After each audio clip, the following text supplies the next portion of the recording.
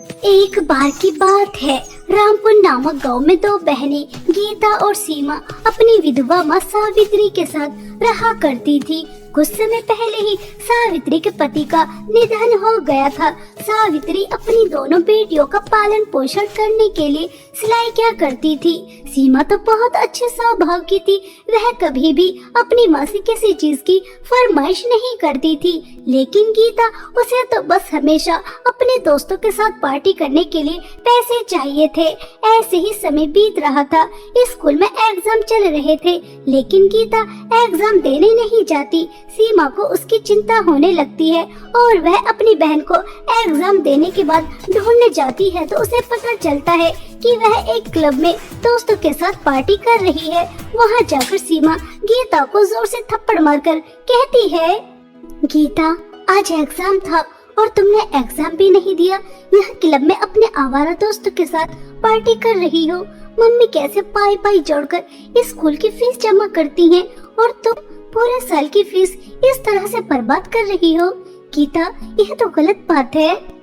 सुन बहन जी, मैं तेरी तरह नहीं हूँ जो बस माँ की चमची बनकर उनके आगे पीछे घूमती रहूं। मुझे अपनी जिंदगी एंजॉय करनी है। आज मेरे दोस्त का बर्थडे था, इसे मैं छोड़कर एग्जाम देती। एग्जाम तो मैं दोबारा भी दे दूंगी और वैसे भी तू मुझसे जलती है क्योंकि आए दिन मैं पार्टी करती रहती हूँ और तुझे कोई खास भी नहीं डालता। क्यों दोस्तों, मैं सही कह रही हूँ ना?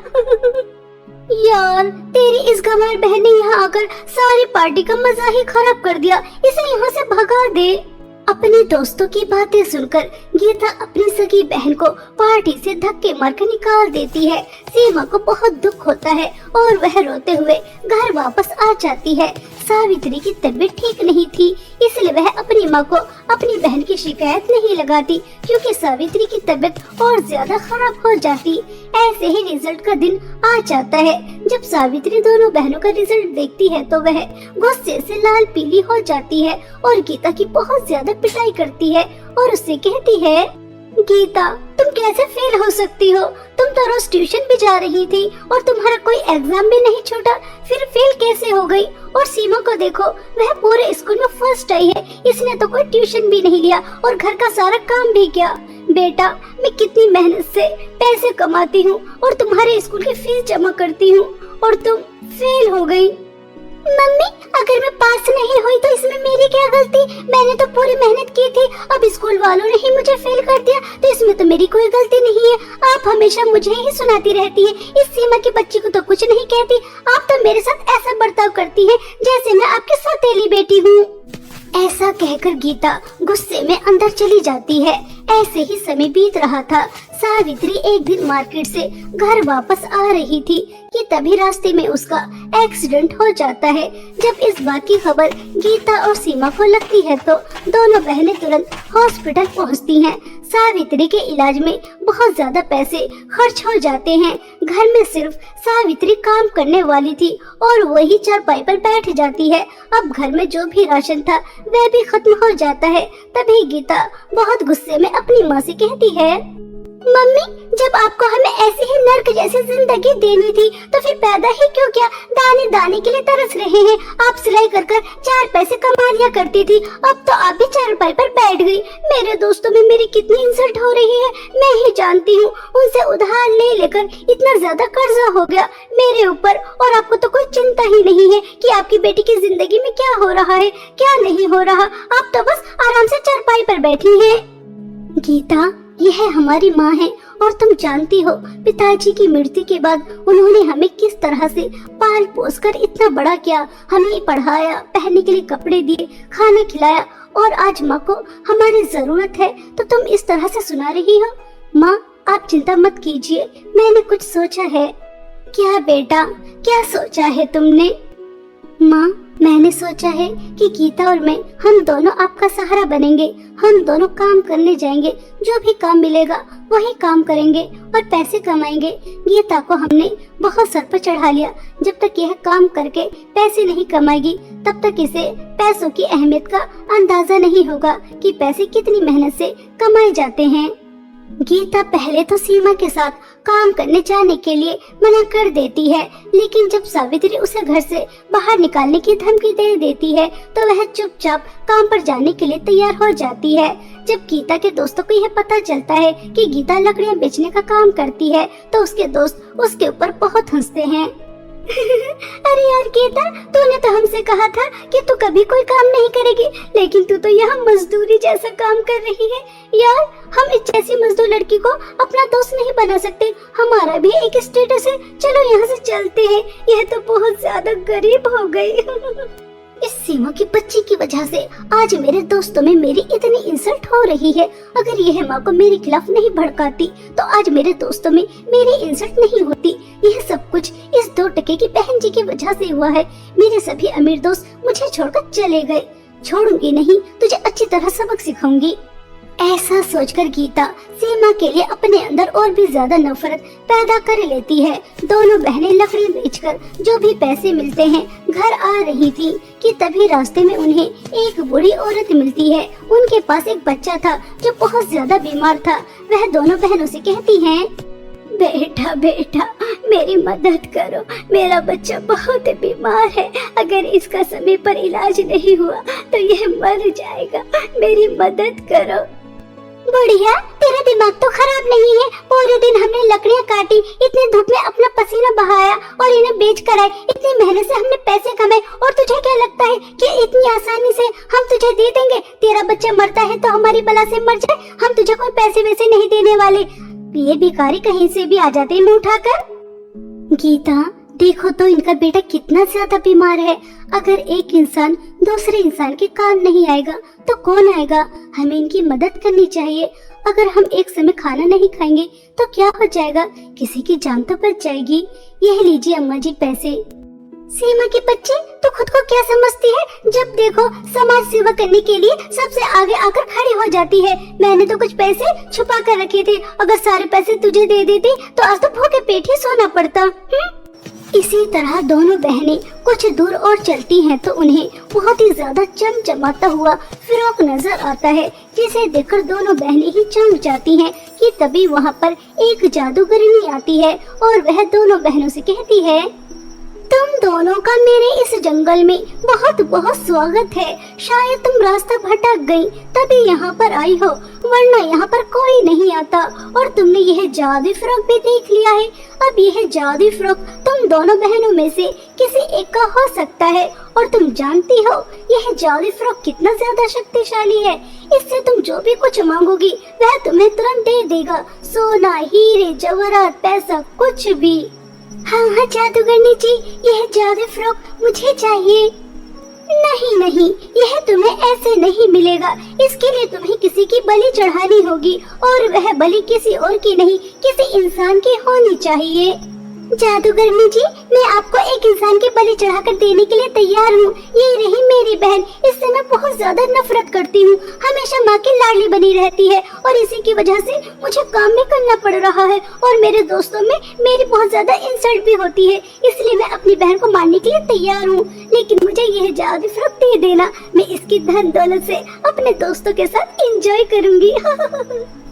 सीमा, तुम्हारी बहन तुम्हारी बलि चढ़ाने के लिए तैयार है।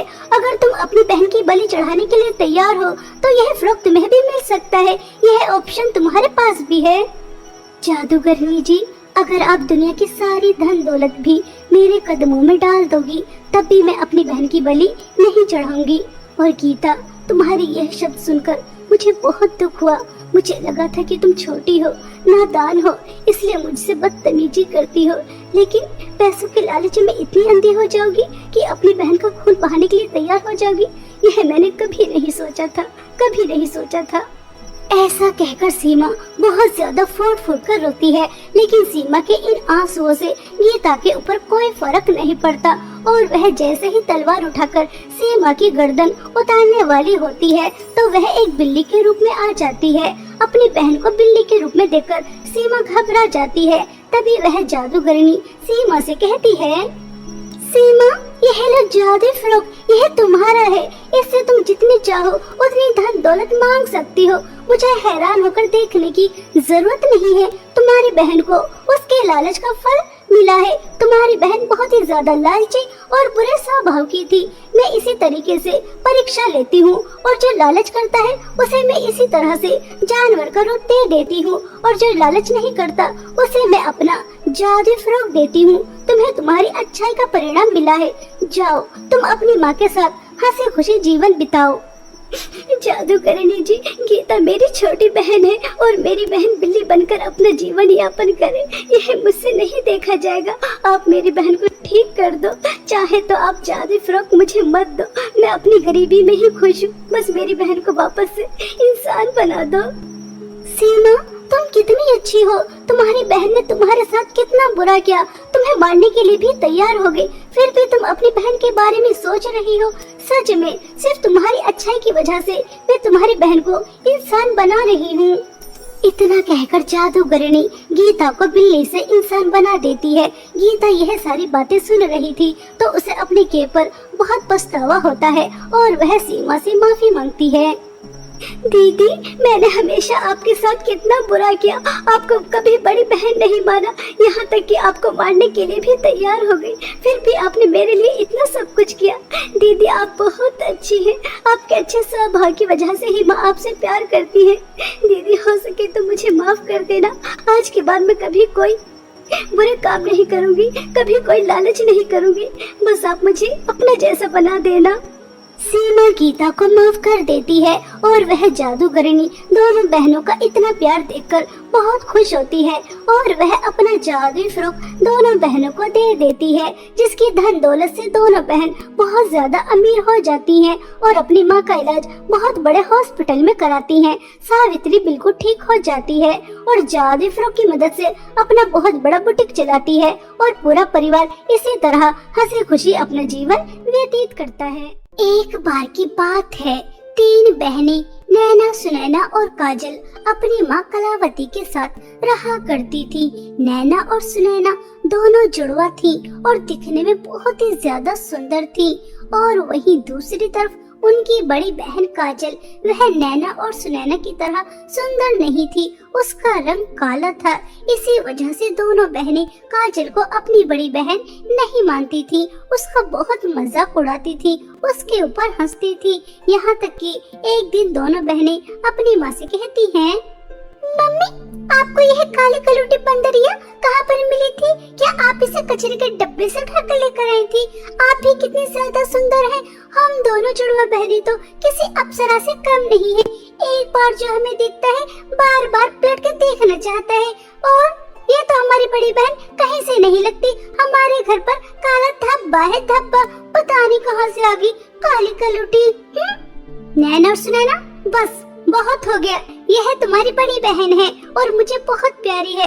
तुम्हें इसका रंग दिखाई देता होगा, लेकिन मैं इसका मन देखती हूँ, बिल्कुल शीशे की तरह साफ, किसी के लिए कोई छल कपट नहीं, सबसे प्यार करती है, तुम्हारी तरह नहीं है। चलो अपनी बड़ी बहन को भी शॉपिंग पर लेकर जाओ। कलावती नैना और सुनैना को बहुत सुनाती है और वह काजल को नैना और सुनैना के साथ शॉपिंग करने भेज देती है। तीनों बहनें मॉल पहुंच जाती हैं। तभी वहां पर कुछ औरतें तीनों बहनों को देखकर बातें करने लगती हैं। देखो देखो कावेरी बहन, इन तीनों बहनों में कितना जमीन और आसमान का फर्क है। दो जुड़वा बहनें तो पूर्णिमा की चांद की तरह चमक रही हैं और एक बहन अमावस की रात। ऐसा लगता है जैसे हंस के साथ कौवा चल रहा है। इस काली कलूटी की तो पता नहीं शादी भी कैसे होगी। अगर कोई शादी करके ले भी गया तो बेचारे के घर में अंधेरा ही हो जाएगा। इस तरह से सभी औरतें बेचारी काजल का बहुत मजाक उड़ाती हैं। काजल को बहुत दुख होता है। तीनों बहनें शॉपिंग करके घर वापस आ जाती हैं। तभी सुनैना अपनी माँ से कहती है, मम्मी मम्मी, बस अब हम इस काली कलूटी के साथ बाहर बिल्कुल भी नहीं जाएंगे। आपको पता है इस काली कलूटी बंदरिया की वजह से हम दोनों बहनों की कितनी ज्यादा इंसल्ट हुई है। हमें कोई शौक नहीं है रोज रोज अपनी इंसल्ट करवाने का। नैना और सुनैना, इन सब में तुम्हारी इंसल्ट कहाँ हो रही थी? वह सब तो मुझे काली कलूटी कह रही थी, मुझे चांद पर ग्रहण बता रही थी। इंसल्ट तो मेरी हो रही थी। तुम जानती हो जब वह औरतें मेरे रंग रूप को मजाक उड़ा रही थी तो मुझे कैसा लग रहा था, लेकिन तुम नहीं समझोगी क्योंकि कभी तुम्हारा किसी ने रंग रूप को लेकर मजाक नहीं उड़ाया ना, क्योंकि तुम तो सुंदर हो। लोगों को सुंदर लोग पसंद आते हैं। हाँ, सबको सुंदरता ही पसंद होती है, बदसूरत इंसान किसी को पसंद नहीं आते, इसलिए कोई तुझसे प्यार नहीं करता, और हम भी। नैना और सुनैना, तुम गलत कह रही हो। इंसान की सुंदरता उसके चेहरे से नहीं होती, उसके दिल से होती है। अरे मैं तो बातों बातों में भूल ही गई। तुम्हारी मौसी की बेटी की शादी है, कल हम सबको जाना है, समय पर तैयार रहना, ठीक है? और अब ये बातें करना बंद करो। नैना और सुनैना मुंह बनाकर वहाँ से चली जाती हैं। अगले दिन तीनों बहनें शादी में जाने के लिए तैयार हो रही थी। तभी दोनों बहनें काजल का मजाक उड़ाते हुए कहती हैं, नैना देख, यह काली कलूटी किस तरह से तैयार हो रही है। चाहे कितने भी अच्छे से तैयार हो जाए, लेकिन लगेगी तो ऐसी की ऐसी ही जैसी है। काली कलूटी बदसूरत, हमारी तरह सुंदर तो नहीं हो जाएगी। और यह देख, इसके काले हाथों पर यह नेल पॉलिश कैसी लग रही है। मेरी तो हंसी ही नहीं रुक रही यार, यह कितनी ज्यादा बदसूरत है। काजल अपनी दोनों बहनों की बात एक कान से सुनती है और दूसरे कान से निकाल देती है। तीनों बहनें तैयार होकर अपनी माँ के साथ शादी में चली जाती हैं, लेकिन बेचारी काजल को शादी में भी अपने रंग रूप की वजह से बहुत कुछ सुनना और सहना पड़ता है। शादी में सभी उसका बहुत मजाक उड़ाते हैं। औरतें हो या लड़कियाँ, बेचारी काजल को देख देख कर हंस रही थी। काजल से यह सब कुछ बर्दाश्त नहीं हुआ और वह शादी छोड़कर बाहर आ जाती है और बहुत रोती है।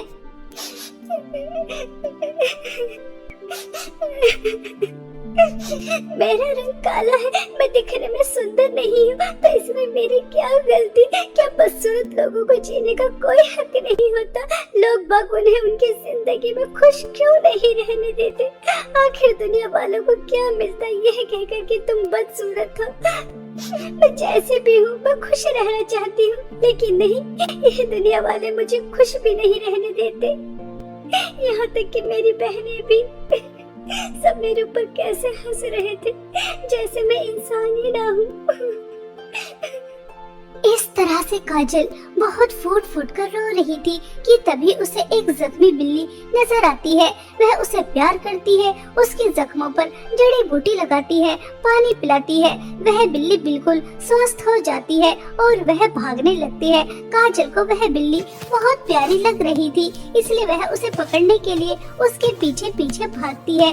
वह बिल्ली भागते भागते एक अलग ही दुनिया में चली जाती है। काजल उस दुनिया के सुंदर नजारे देखकर चौंक जाती है। तभी उसे 3 नदी नजर आती हैं। एक नदी में सोने की नील पॉलिश बह रही थी, दूसरी नदी में चांदी की नील पॉलिश बह रही थी और तीसरी नदी में बिल्कुल सादी नील पॉलिश बह रही थी। अरे वह बिल्ली कहाँ है जिसकी मैंने सेवा की थी? और यह नील पॉलिश की नदियाँ किसकी हैं? ऐसी नदियाँ तो मैं अपनी जिंदगी में पहली बार देख रही हूँ। मैं कहाँ पर आ गई? मुझे तो कुछ भी समझ में नहीं आ रहा। मुझे यहाँ से वापस जाना चाहिए। मम्मी, नैना और सुनैना मेरा इंतजार कर रही होंगी। ऐसा सोचकर काजल वापस आ जाती है और घर आ जाने के बाद बस उसे नेल पॉलिश की 3 नदियां ही नजर आ रही थी।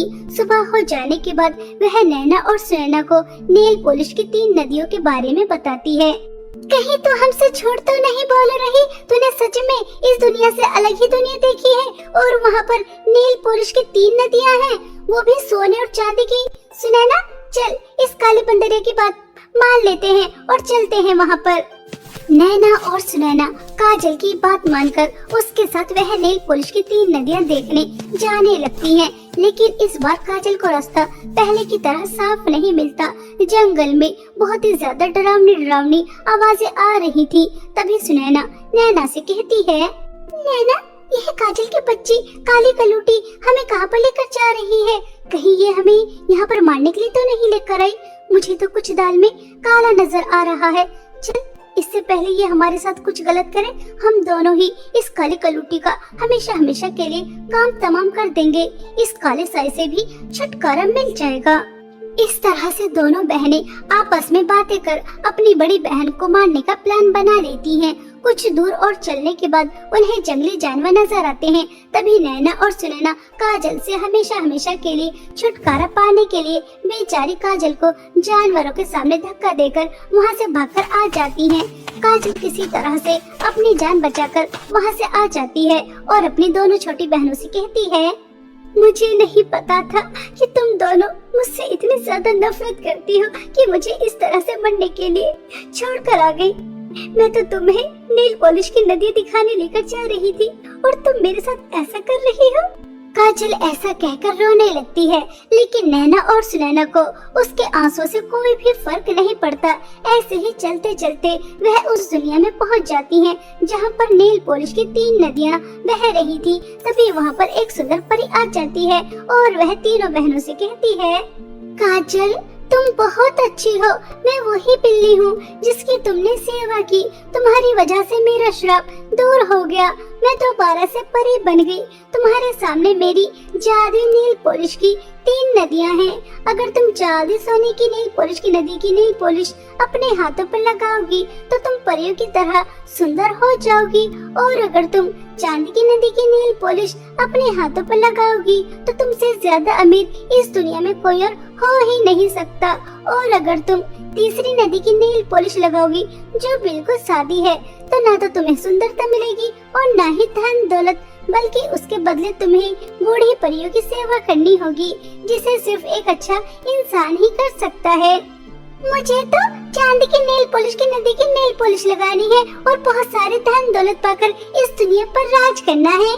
एक तो मैं पहले ही इतनी ज्यादा सुंदर हूँ, और अगर जादुई सोने की नेल पॉलिश की नदी की नेल पॉलिश में लगाऊंगी तो मुझसे ज्यादा सुंदर तो पूरी दुनिया में कोई और होगा ही नहीं। इसलिए मुझे तो सोने की नदी की नेल पॉलिश लगानी है। परी जी, मैं आपकी तीसरी नदी की नेल पॉलिश लगाना चाहती हूँ और बूढ़ी परियों की सेवा करना चाहती हूँ, ताकि उनकी सेवा कर कर मैं पुण्य कमा सकूं। मुझे सुंदरता का लालच नहीं करना और ना ही धन दौलत का, क्योंकि लालच बहुत बुरी बला होती है, और बड़े बूढ़ों की सेवा कर कर मैं पुण्य कमाऊंगी, जो सबसे बढ़कर है। काजल की बातें सुनकर परी के चेहरे पर मुस्कुराहट आ जाती है और तीनों बहनें अपनी अपनी नदी के अंदर से नेल पॉलिश उठाती हैं और अपने हाथों पर लगा लेती हैं। काजल बिल्कुल परियों की तरह सुंदर हो जाती है और दोनों बहनें बहुत ही ज्यादा बदसूरत नैना और सुनैना बहुत रोती हैं। तभी परी दोनों बहनों से कहती है, काजल तुम्हें हैरान होकर देखने की जरूरत नहीं है। तुमने ना तो सुंदरता का लालच किया और ना ही धन दौलत का। तुम्हारा मन साफ है, तुम हमेशा सबकी मदद करती हो, इसलिए तुम्हें सुंदरता के साथ साथ इतनी सारी धन दौलत भी मिली है। और तुम्हारी दोनों बहनों के मन में लालच है, वह हमेशा तुम्हारे साथ बुरा बर्ताव करती हैं। इन्हें अपनी सुंदरता पर घमंड था, इसलिए इनके साथ ऐसा हुआ है।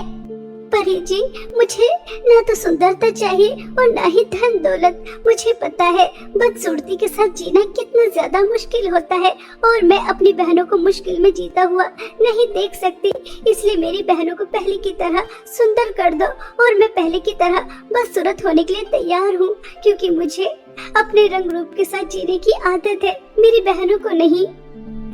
काजल दीदी, आप कितनी अच्छी हो। हमने आपके साथ कितना बुरा किया, यहाँ तक कि आपको मारने की भी कोशिश की। कभी आपको बड़ी बहन का दर्जा नहीं दिया, हमेशा आपसे नफरत की आपके रंग रूप की वजह से। दीदी, हो सके तो हम दोनों को माफ कर दो। आज हमें समझ में आ गया, सुंदरता कुछ नहीं होती, इंसान का दिल सुंदर होना चाहिए। दीदी, हमें माफ कर दो। नैना और सुनैना काजल से सच्चे दिल से माफी मांग रही थी, इसलिए वह पहले की तरह सुंदर हो जाती हैं। तीनों बहनें खुशी खुशी घर वापस आ जाती हैं। काजल को सुंदर देखकर कलावती बहुत ज्यादा खुश होती है। इस तरह काजल को परी की जादुई 3 नेल पॉलिश की नदी की मदद से सुंदरता भी मिल जाती है और अपनी दोनों बहनों का प्यार भी, जिसके लिए वह हमेशा तरसती थी।